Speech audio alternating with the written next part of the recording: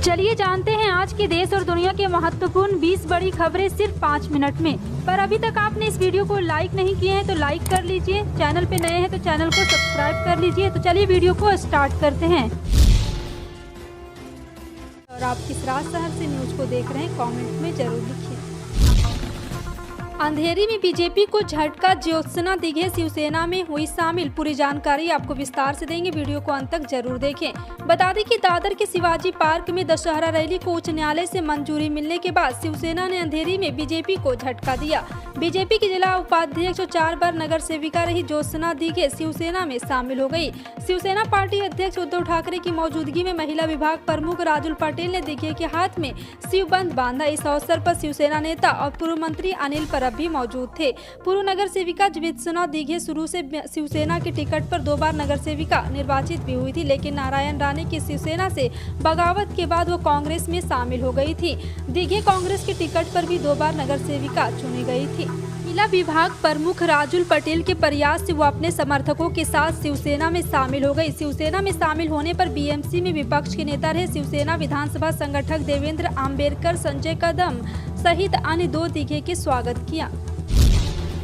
कांग्रेस के पूर्व नेता गुलाम नबी आजाद ने सोमवार को जम्मू में अपनी नई पार्टी के नाम की घोषणा कर दी है। जम्मू कश्मीर के पूर्व मुख्यमंत्री गुलाम नबी ने अपनी पार्टी का नाम डेमोक्रेटिक आजाद पार्टी रखा है। कांग्रेस का हाथ छोड़ने के बाद बीते कुछ दिनों से अपनी नई पार्टी को लेकर विचार विमर्श कर रहे थे। तमाम अटकलबाजियों को विराम देते हुए गुलाम नबी आजाद ने नवरात्रि के पहले दिन अपनी नई पार्टी के नाम का ऐलान कर दिया। आजाद ने पिछले महीने कांग्रेस से अपना 5 दशक से अधिक पुराना नाता तोड़ दिया था। वे 3 दिवसीय दौरे पर रविवार को जम्मू कश्मीर भी आए हैं। केंद्र सरकार ने रविवार को कहा कि पिछले 5 साल में देश में रक्षा निर्यात में 334% की वृद्धि हुई और सहभागिता के प्रयास की वजह से भारत अब 75 से ज्यादा देशों को निर्यात कर रहा। पीआईबी ने एक ट्वीट में यह जानकारी दी। इसमें कहा गया कि दूसरे सबसे बड़े सशस्त्र बल वाला भारतीय रक्षा क्षेत्र क्रांति के मुहाने पर है। और आपको बता दें कि ट्वीट के साथ एक पोस्टर भी साझा किया गया जिसमें रक्षा क्षेत्र में स्वदेशीकरण उत्पादन में बढ़ोतरी का रेखांकित किया गया है।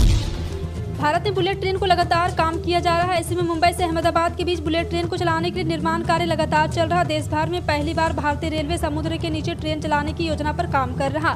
करीब 7 किलोमीटर लंबी सुरंग का निर्माण समुद्र के नीचे होगा जिसमें बुलेट ट्रेन दौड़ेगी। National high speed railway corporation limited ने अब इस प्रोजेक्ट में समुद्र के नीचे 7 किलोमीटर लंबी सुरंग का टेंडर निकाला है। असल में मुंबई से अहमदाबाद हाई स्पीड कॉरिडोर के लिए करीब 21 किलोमीटर लंबी सुरंग बनाई जानी है। केंद्रीय गृह व सहकारिता मंत्री अमित शाह आज से 2 दिवसीय गुजरात दौरे पर है। नवरात्रि के पहले दिन अपने गुजरात दौरे की शुरुआत अमित शाह ने अहमदाबाद के मेलड़ी माता मंदिर में दर्शन पूजन के करके की है। इसके बाद शाह ने एक फ्लाईओवर और एक प्राथमिक स्वास्थ्य केंद्र का उद्घाटन किया। शाह ने एसपी रिंग रोड पर बदाज गांव के पास एक फ्लाईओवर का उद्घाटन किया। यह फ्लाईओवर उनकी गांधीनगर लोकसभा क्षेत्र के अंतर्गत आता है। 6 लेन का यह फ्लाईओवर अहमदाबाद शहरी विकास प्राधिकरण द्वारा 73 करोड़ रुपए की लागत से बनाया गया। इसके अलावा उन्होंने विरोच नगर गाँव में एक प्राथमिक स्वास्थ्य केंद्र का भी उद्घाटन किया है। देश में बीते 24 घंटे में कोरोना के 4129 नए मामले सामने आए, वहीं 4688 लोग संक्रमण से ठीक हुए। केंद्रीय स्वास्थ्य मंत्रालय की ओर से जारी किए गए आंकड़ों के मुताबिक अब देश में सक्रिय मरीजों की संख्या घटकर 43,415 हो गई। आंकड़ों के अनुसार देश में अब तक कोरोना से 4,45,72,243 लोग संक्रमित हो चुके हैं। केंद्रीय स्वास्थ्य मंत्रालय की ओर से सुबह 8 बजे जारी आंकड़ों के अनुसार देश में संक्रमण से 20 और लोगों की मौत हो गई और कुल मौतों का आंकड़ा बढ़कर 5,28,530 पर पहुँच गया है।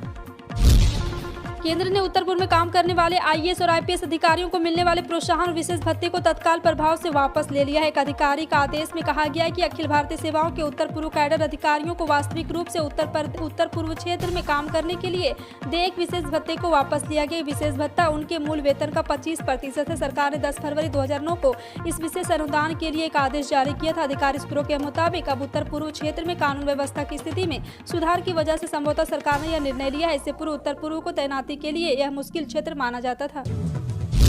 डॉलर की दहाड़ के आगे रुपया आज भी थर-थर कांप रहा। शुरुआती कारोबार में ही डॉलर की तुलना में रुपया ऑल टाइम लो 81.47 पर आ गया। पिछले बंद भाव से यह 38 पैसा टूटा है। डॉलर 20 साल के सबसे उच्चतम स्तर पर पहुंच गया। वहीं रुपये में आई ऐतिहासिक गिरावट के बाद व्यापारिक ने कहा है कि भारतीय रिजर्व बैंक ने गिरावट को रोकने के लिए डॉलर बेचे जाने की संभावना है। रुपया कमजोर होने से भारत का आयात बिल बढ़ जाएगा। भारत को आयात के लिए पहले के मुकाबले ज्यादा पैसे खर्च करने पड़ेंगे। संयुक्त राष्ट्र महासभा के 77वें सत्र में भारत का डंका बज रहा है। भारत की आर्थिक और विदेश नीति के लिए दुनिया के कई विकासशील और विकसित देशों ने सराहना की है। यूक्रेन के राष्ट्रपति व्लादिमीर जेलेंस्की, रूसी विदेश मंत्री सर्गेई लावरोव और फ्रांस के राष्ट्रपति इमैनुएल मैक्रों सहित अन्य नेताओं ने प्रधानमंत्री नरेंद्र मोदी के नेतृत्व में भारत की नीतियों के लिए सराहना किया है। संयुक्त राष्ट्र महासचिव एंटोनियो गुटेरेस ने भी इस बात को स्वीकार किया है कि भारत सतत विकास लक्ष्यों की सफलता में महत्वपूर्ण भूमिका निभा सकता है। इसके अलावा फ्रांस, जमैका और पुर्तगाल जैसे देशों ने भी भारत की जमकर तारीफ की है। देश के कई राज्यों में पिछले 4 दिन भारी बारिश का मौसम के तेवर कमजोर हुआ। मौसम विभाग ने आज यानी 26 सितंबर को बिहार, झारखंड, उड़ीसा सहित 16 राज्यों में भारी बारिश का अलर्ट जारी किया। इन राज्यों में गरज चमक के साथ हल्की से मध्यम दर्जे की बारिश हो सकती है। कुछ राज्यों में भारी बारिश की चेतावनी जारी की गई है।